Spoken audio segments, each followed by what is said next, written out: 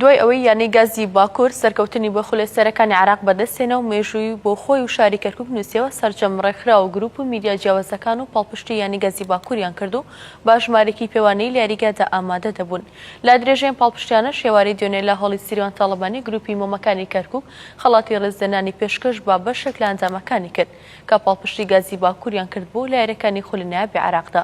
هەر بۆ بۆنەوە چەندین بڕوانامە و ڕێزدەنان بەخشرا بە کەسایەتیە وەرزشیەکان و پیرۆزبایەلایانی گازی باکوور کرا کە دەبێتە نوێنەری شاری کەرکووک لە خولێسەرەکانی عێراق بۆ وەرزی داهاتوو.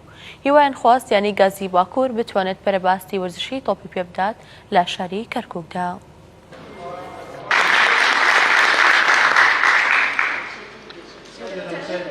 بەسەرپەرشتی و سپۆنسەری هەریەک لە زانکۆی قەلەم و ڕەزای حاجی فایق و کاک حەربی سەرۆکی لیژنەی ئۆڵمپی ئێمە هەل لە بیدایەتی ئەم ئینجازە گەورەی بۆ وەرزش کرا هەل لەگەڵیان بووینە وتمان با لە کۆتاییەکەیشیدا ئاهەنگێ جوان بکەین بۆ ئەم یانەی گازی باکوورە.